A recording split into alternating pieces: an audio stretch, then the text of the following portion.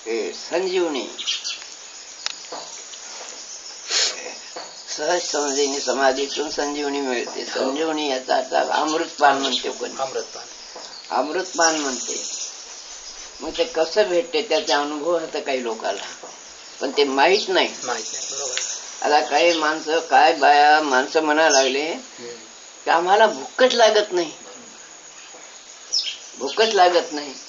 तर आपण ज्या वेळेला ध्यानाला बसतो ना, ते घामासारखं आपल्या त्या जठाराग्नीच्या पाझर गेल्याने नाभीपाशी जाते. जठाराग्नी म्हणजे एक थेंब जर ते डाळीसारखा थुकात गिळतो आपण, परत त्या बीतून ते पाझर सुटते ना आपण गिळतो लाळ. ही जठाराग्नीमध्ये जाऊन एका भाकरीची 2 भाकरीची भूक खतम एका थेंबामध्ये. आता या मालिकेच्या लोकांना भूका लागणं तर मला पहिला अनुभव आहे. आता भूक लागली ना चटणी खाओ हो, नाही तर शिळी पाती 1-2 कुटका भाकर खाऊन चटणी खाओ आणि पाणी पिवा समाधान. आता ती नाही.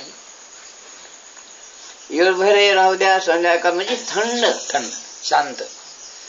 तर याला 17वे जीवन म्हणतात. ज्या माणसाला भूक लागणं म्हणा या मालिकेतले भूकच लागत नाही, ती पहिली भूकच हरपून गेली.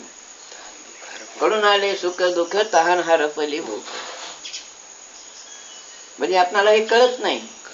याच्यासाठी अखंड बोध पाहिजे. असं का होते?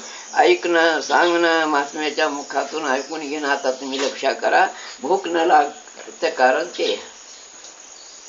आता हे याची भूकच गेली मोडून. येळभर बी राहते यानंतर. आता जेवला तर जुलमात जेवी, पण भूक म्हणजे पहिली नाही. पहिली झोप राहत नाही, पहिली भूक राहत नाही, पहिली वासना राहत नाही. ते खाऊ हे खाऊ ते खाऊ, भज्य खाऊ फुलानं खाऊ बिस्तानं खाऊ काही नाही. त्याला म्हणतात भुका लागणार काय माणसाला. 4-4-5-5 दिवस काय भुका माणसं जेवण होतं, भूकच लागणं म्हणते. बरोबर खाली की जगून जात थंडगारच. तर ते अमृतपान आपण त्या पाच धरते ध्यानात. बरोबर. त्याला संजीवनी म्हणते कोणी, त्याला अमृतपान म्हणलं, 17वे जीवन म्हणलं कोणी. पण पडदेबीतून ते इथं उतरते खाली. आपण लाळ गिळतो त्यावेळेला ते खाली जाते भुकाच्या जाग्यावर, मग तिथं थंड करून टाकते. चुलीतला इष्टो इजवला की वाफ बंदच होते. तसा अमृताचा एक क्षण गेला की तुमच्या भूकच खतम. आणि भूक लागली कडक. बरोबर भूक लागते, चांगली भूक लागली एखाद्यावर असे होते. त्याचा अनुभव तुम्ही तुळशीचं नाही तर कशाचं इच्छा हो हे खाऊ काय की एकच बोर खाल्लं की खतम. हे माझा अनुभव आहे.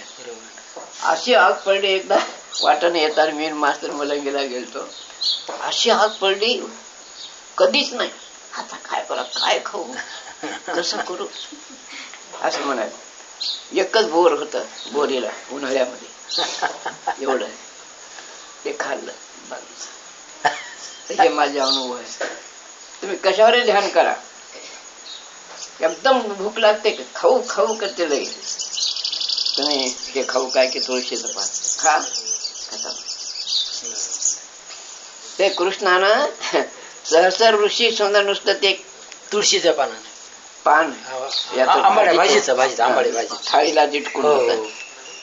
एकच पान खाले सगळे ऋषी मुनी केलेला. स्वयंपाक करायचं कामच पडलं नाही घरपती. ते मला अनुभव होत. तर याच्यासाठी आता दर्शन घेऊ नका. ह्या एक एक गोष्टी हृदयात घ्या म्हणून दर्शन बंद आहे आता. बरोबर. आणि हे असे ग्रंथ घ्या. हे काऊन होते आम्हाला, काऊन असं होते, असं होते तसं होते, काय होतं असेल ते खरं खोटं